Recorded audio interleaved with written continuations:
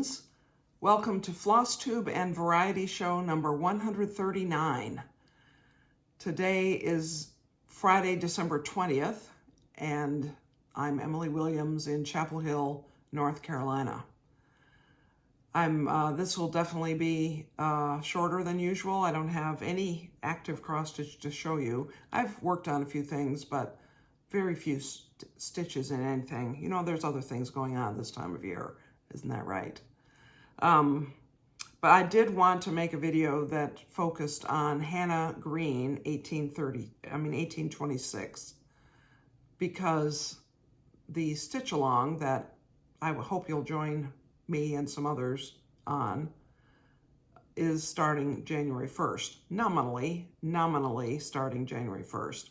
I say nominally because I may or may not either wait till January 1st to start or start on that day if I haven't done it yet, because you know, there's things going on. There's other fantastic activities to do during the Christmas holiday season. So anyway, I'm glad you've joined me today. I'm going to put this up as Flosstube 139, but really highlight Hannah Green, 1826. So that people who are not interested in my floss tubes generally, but are interested in this stitch along can find it. So just a couple of facts. I've heard some things that Instagram is not supporting hashtags the way they have been, or at all, or either at all or very well. So I would love it if you are doing this to any degree, whether you're keeping up or just interested in it or just starting it or already working on it. I would love to have you tag me on Instagram. And of course, I'll show you my progress as the months go by.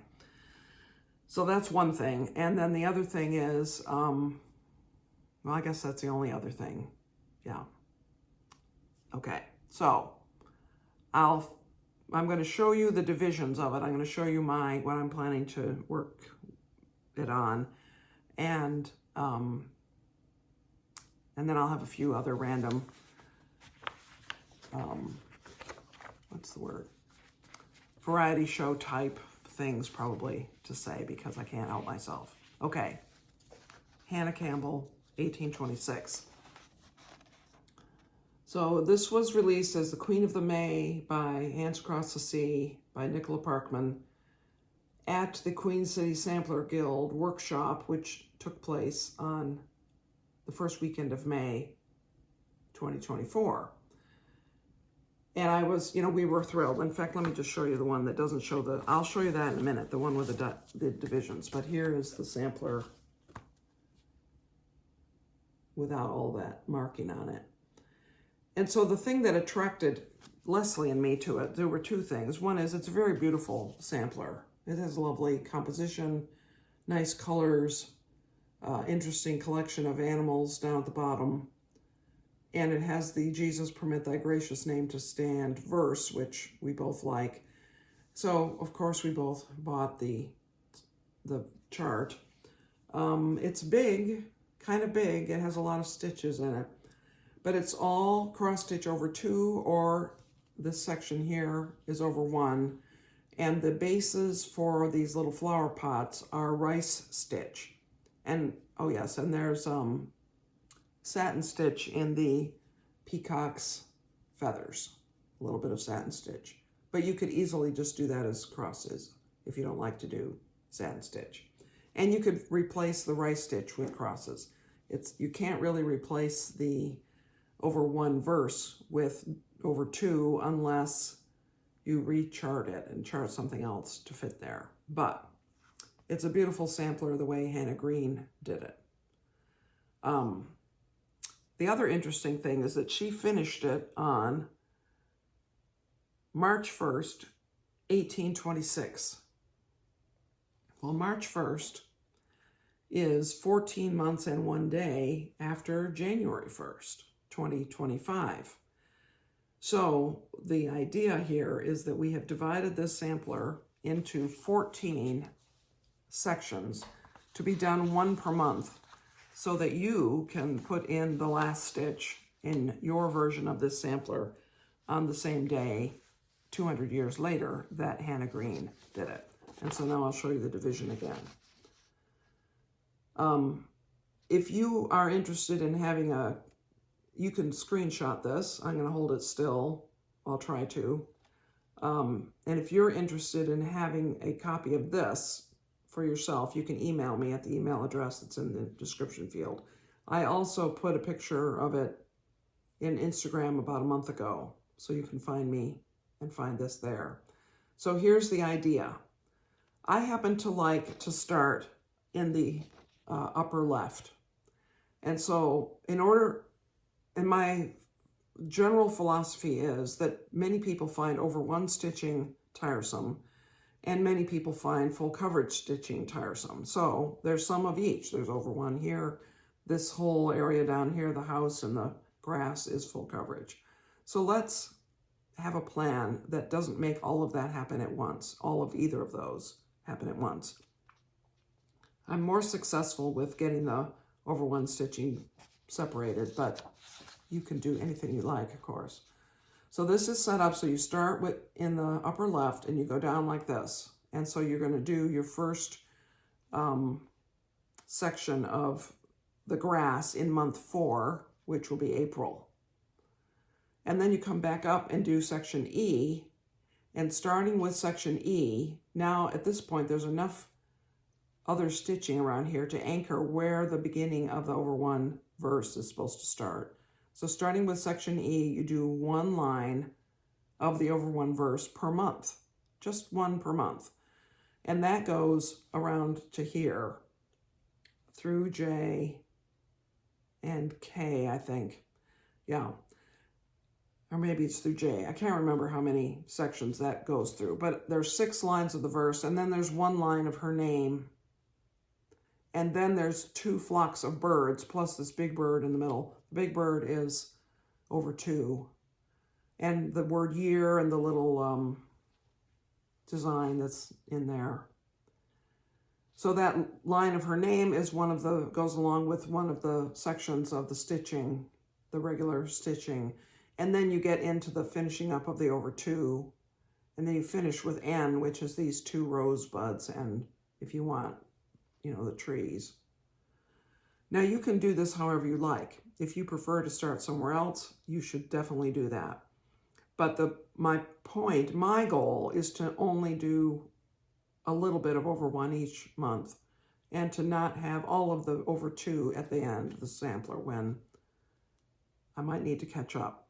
And with that in mind, actually section J, which is over here, is pretty small. So if you do find that you have to catch up, here's a chance to do it. Or you can get ahead. If you're caught up at that point, you need to get ahead and go all the way starting into K right then, because you want to get a jump on the final batch of all this grass and animals and solid stitching. You can do that. So that is the plan that I'm going to follow. I think Leslie is going to follow that with me. And I am going to do it like this. Let me find my threads here. I have a piece of 36 count, Just the Ticket by Tabby Cat linens. And I have DMC floss. And this is what I'm planning to do. The chart lists 16 colors of DMC, and I'm using what's called for in DMC. And for the over 1 stitching, I am also using the called for 103. That's in the 103 list that's listed for the 40 count or 46 count. And it's just a very dark green is the, you can hardly tell that's green. Well, it kind of matches my shirt, actually, doesn't it? A very dark green for the verse and a black noir for the birds. And so those are the colors that I have of 103. It's interesting because they match really well the DMC. Oh, I am using Anchor Black, not because I particularly have a problem with DMC 310. I mean, some people think that DMC 310 doesn't have very good coverage. I think that's an optical illusion, actually. I think that it's primarily because the contrast between black and any color fabric that we're stitching on is so great. But anyway, I'm not going to argue with you about that. I happen to have Anchor, what number is black in Anchor? 403. I happen to have it, and so I'm going to use it instead of buying a skein of DMC 310. Oh, and I'm using 3012 from what I had left from the Jane Boyer sampler, because one of my thoughts is I wanted to buy all new floss for this. I have a lot of DMC. And for smaller projects or things that don't matter to me as much, I just use what's in my stash. And if I end up with 2 slightly different dye lots or something like that, it doesn't bother me. I'm mentally prepared that could happen, and it's fine. But for this one, it matters to me more. I think this is a more special sampler. So that is what I'm doing with Hannah Green. I'm not promising that I'm going to wait till January 1st to start it, because I might have a moment when I have the energy and the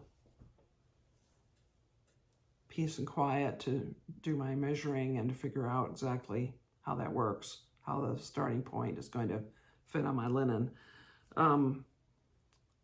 And I'm also, if I don't find time for that, I'm not going to promise that I'm starting it exactly on January 1st. But I'm going to pretty much try to follow the plan. I'll show you the plan again. I would love for you to join me. And I would love for you to tell your stitching friends that this is going on. I think it's a very worthwhile sampler. It's very worth doing it. Now, I had an interesting exchange with Audrey Myron about this animal. In her latest Flosstube, she showed a sampler that she's doing. Very pretty sampler. It has different border elements to it, but it has kind of a similar grassy area, a lot of sheep, a lot of animals, and it has this one. I'll point it out again. And she called that an owl, which is what I first thought it might be. But then Leslie and I were chatting, and she said she thought it was a cat.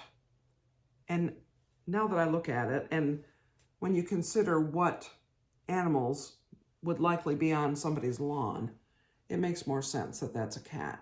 And it has a striped tail that it's sort of wrapped around its feet, which is how cats are, isn't it?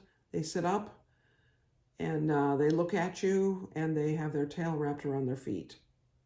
So I actually think it's a cat. I mean, Audrey does not watch my videos, but if she happens to, I'm going to respectfully disagree.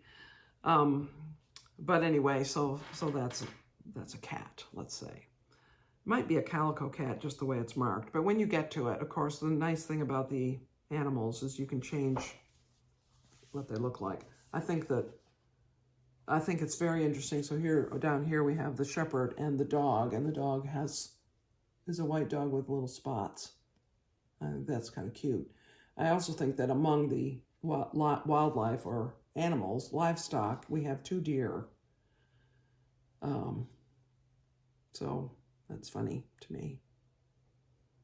Anyway, that is a project, isn't it? So that is the only cross stitch I'm going to talk about today. You know, it's a busy season. You don't have time to watch a long video. I know, as I've watched people's videos pop up, I haven't even finished watching Brenda and the Serial Starter from last Sunday, and it's already Friday. It's just how it is, isn't it? But I mean, there are many other videos that I watch that are not just the headliner names in the Flosstube world. I watch some others, and I haven't watched them either. Amy, I haven't watched your latest. There's probably 6 or 7 videos that have shown up this week that are Flosstubes that I haven't watched, or even started to watch, or even bookmarked to watch. So I'm sorry. I'll get to it. I will probably catch up in, starting in mid-January. I'll be able to catch up probably. Oh, I didn't show you this. This is one of the colors. This is 321. I have a cone of it. In fact, these two are the colors I'm wearing, isn't that true? Green and red. Anyway, I'm using that 321 for Harriet Salt also. We have to have Hannah's and Harriet's in our stitching lineup. So what else is going on? Well, Christmas, as I've said. Anne is out of the grocery store right now. Packages have been arriving mysteriously from Amazon and other places,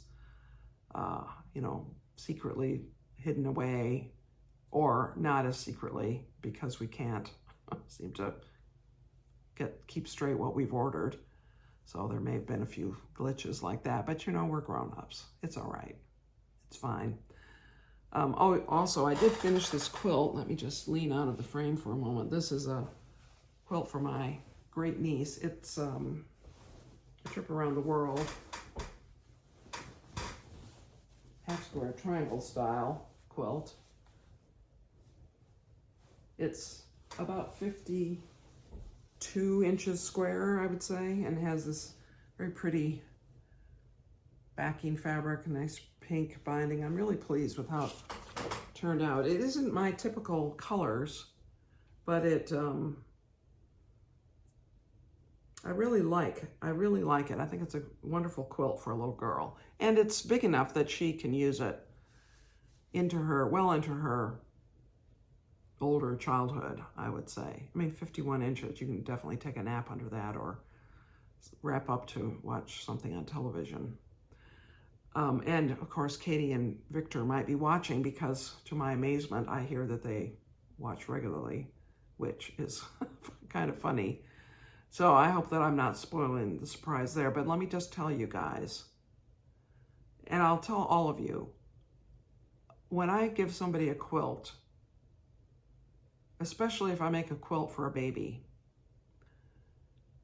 this is not an heirloom of your house. This is a quilt to be enjoyed. It's a quilt to make a fort out of, or a superhero cape, or put on the floor, throw in the back of the car, throw in the washing machine, all of that. Because there's too much stuff in our lives that's hard to keep track of, that we can get overly attached to in terms of sentimental value. And I don't want these quilts that I make to be burdens. I want them to be fun and I want them to be worn out. I want them to get torn. That would be a goal. So anyway, that is about all that I have to talk about today. I hope that you are having a wonderful mid-December, late December. If you celebrate Christmas, I hope you're having a wonderful run up to it, and any Christmas parties or Christmas rehearsals for church services or anything like that. I hope you're having a good time. I hope you will join us in stitching Hannah Green, 1826, in the 14 months leading up to the 200th anniversary of her finishing this sampler, this beautiful sampler. I hope you'll join us. And I guess that's all.